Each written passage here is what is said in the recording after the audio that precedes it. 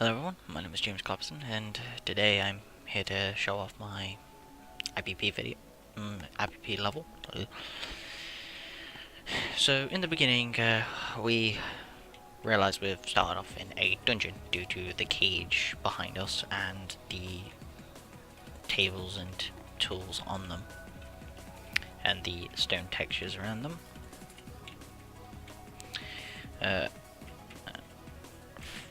And in the beginning as well, the player would start off in this little beginner's task, I would say, since they'd need to figure out how to move left and right within here already, and then also figure out the jump button as well.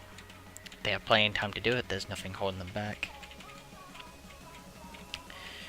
They can also figure out how to crouch if they so wish. The sign tells them that jumping is vital. Throughout the level I've put in some rubble as well, so that way it kind of shows that the dungeon obviously is not in perfect condition.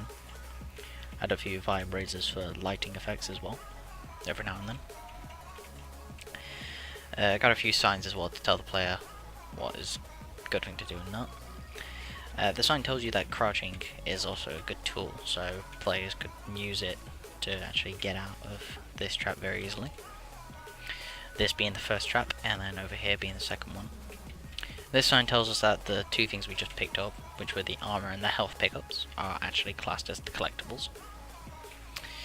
Here's the second trap, where the player would just need to jump through at the time that it's perfectly open for them.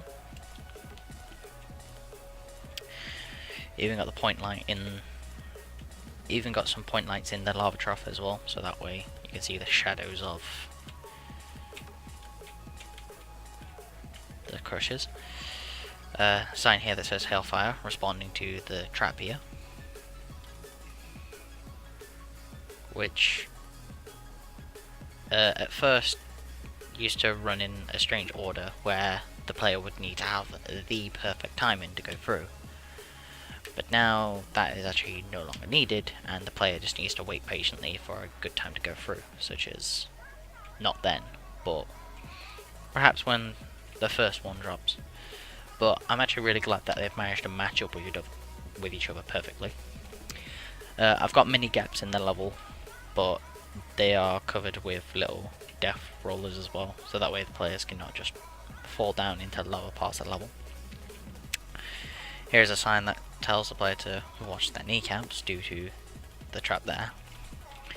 I have the rubble on the floor for that, so that way it looks as if the hammers are not just coming out of nowhere or just phasing through the floor. I should probably add some to the wall as well, since I can just see them phasing through that a bit.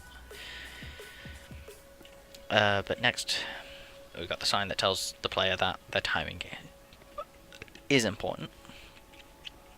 Even got some lava troughs here that actually also have some point lights in them. I added the lava troughs on the wall as well to connect with the moving platforms and the pipes that come out of them, so that way it kind of just hides how they are moving. Got a sign that tells the player that exploring will actually help them if there are moments to explore. I've also added some post-process volumes on the windows here, on both of them, so that way the outside area will actually provide some different effect to the lighting around them. As we go down here, we've got a few awesome collectibles, and we've got a trap protecting the switch we need to step on as well. So step on that quickly and then continue forward. Another thing for this next bit is there is a secret bit coming up in a minute. Oh, bit of a mistake on my part. There you go. Down here we have a usable jump trap where if we just stand on it and press the interact button, it will launch us up, but we'll do that in a minute. Down here we have a few extra collectibles, along with some collectibles that aren't actually necessary, but I feel add a bit of a encouragement to the player as well. They are not counter the damage pickups are not counted as collectibles, but I also added some like little background effects as well, since I felt they actually looked pretty cool and I wanted to try them out, especially for this bit. And I realised it does look amazing, and I felt I should add some more throughout the level, and you may see some signs of that later. If we jump up, we'll get on top of Rotary Hill, which has pipes connected to it, and are actually connected to pipes in that little hidden area bit as well, but they're up against the ceiling. The sign tells players that there needs to be a right, basically tells them there's a right place to stand and a wrong place to be. I kind of marked this out by putting 5 of the same meshes up against the wall, with one looking slightly different. And then upon hitting E on this switch, we'll stand next to that area and it should drop us through. Whereas originally the platform would actually just drop the player directly into the trap, thus killing the player, which I felt was a serious bug, but players didn't complain about it so much, since the sign did originally tell them they need to rise before they fall, thus trying to tell them that they need to jump before they fall, or before the platform drops. Thus continuing to the next bit, we got a switch there, where we jump on it, it throws us into the wall there, and will send us on this little jumping trip. At the bottom of the pit as well is a missile trap that actually shoots missiles through up it. So if the player tries to resist the platform in some way, the missile trap would probably catch up to them, and they would have a hard time not only navigating the jump trap or the jumping pads, but they would have to navigate them through the missiles as well, trying to find the perfect timing. But the switch down there as well also activates these maces as well, so that way they can sync up perfectly. So that way they're not just out of sync, and so the player can just run through them perfectly fine. Next we got these rising steps made out of smashers, which do actually have little damage boxes on them, but do not actually do damage. And upon activating this switch, they will rise up, and there is a delay on each one, so that way they will be switched off after they rise a certain point, and they are safe to jump onto as well. Moving on to the next bit, we've got a little platform with a switch on top, which when we stand on it, it will raise us up with a hidden mover. I even put a point light on the bottom of it to give a nice little effect when it lifts off. I don't like the idea of it just moving without anything to it, so I was tempted to add some piping or something to it, but I felt like the lights could maybe show off some, I don't know, magical effect, or I could even put some steam onto it, so that way it rises due to steam maybe. Next we have the sign here telling people that directions can be misinforming, such as here it tells the player that they need to pull the switch and jump, but if we can look carefully at the wall here, we can see some weird jagged edges, and if we jump we'll get hit by them, but if we crouch we won't. So if we pull the switch and crouch, it will just go right past the player, and then we'll just drop down. And we've got another sign here that will, when we cross over this button and see the sign, it will tell the player to crouch. But if we do the opposite, we'll actually dodge the sweeper. So for this bit, we've kind of changed scenery a bit. We've gone out a doorway and into this weird cave area. Even got a few minecarts around here as well, with some ores scattered around them. So I'll progress through this area real quick. Got another cart there, and as you can see, some of the rollers have actually got some fire coming out of them as well. There's some of the steam, just kind of provide a bit of a neat effect to them as well. Maybe they're used for refining, or maybe they're exhaust pipes for some reason.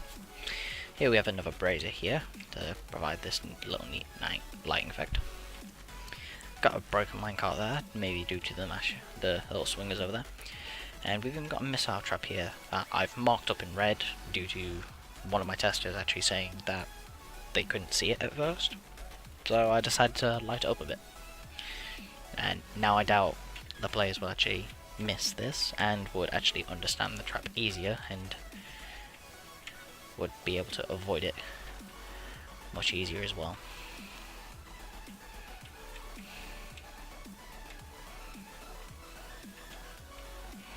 As you can see, the area is changing as well. Here's the major post-process volume for this bit. I even added a masher here to prevent the player from moving, and as we just saw as well in front of us, we have a spinner that rotates as well. And below us we have platforms that when we step on, we have a certain amount of time before the platforms will actually fall.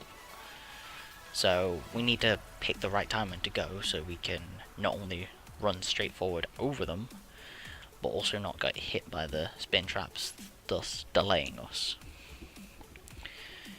And due to that crusher, we were not able to actually move backwards, thus kind of telling the player, yes, you need to run.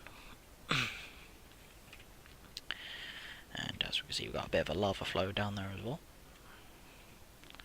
Thus, we could have been killed quite easily. So, we continue forward and pick up some traps as well, or pickups even. Signs into the depths, thus telling us to go down, and this switch here will actually bring up some rollers that will actually obstruct us while going down this pit. I did have one of our testers say that they thought the area there was a bit boring, since it was literally just a fall with, and they suggested adding missile traps, but I objected and went for the rollers due to them providing some obstruction, but not an obstruction that could not be avoided. Whereas missile traps would be a barrage of projectiles that could keep hitting the player and actually prevent them from getting down properly. And here we got some more lava troughs and into quite a large lava lake below us as well. And we have some missile traps here, which we will need to jump over onto each of the platforms, with even some more lava flow coming out of the walls there. Each of them actually have point lights in them as well. And so we can continue forward. And this little lava bit here as well, bit of a mesh issue there, but it actually also has a point light to it as well, thus emitting some light from there. Here we've got some piping here that we'll see more of in the shadows right there. And once we're across, we're onto a safe platform with a bit of protrusion from the tiles, since it's not a common area for people to be down, so it doesn't get a lot of maintenance. And if we drop down here and actually step back a bit, we'll collect some more pickups. But now we've just got to follow what the sign earlier said and dodge, duck and dive.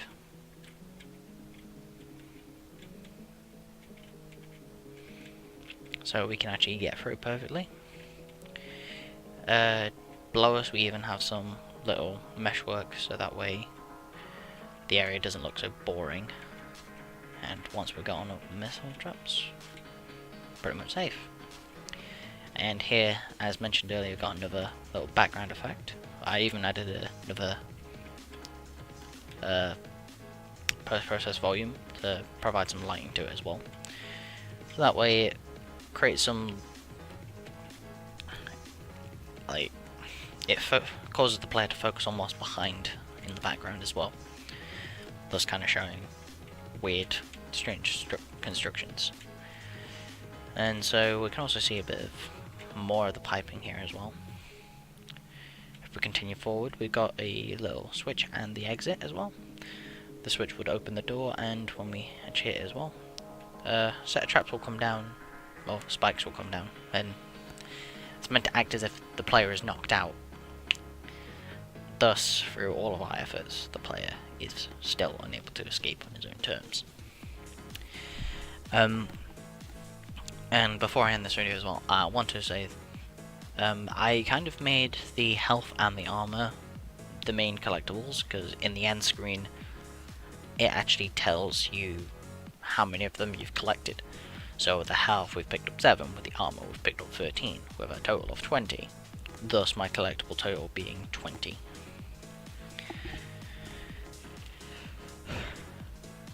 But either way,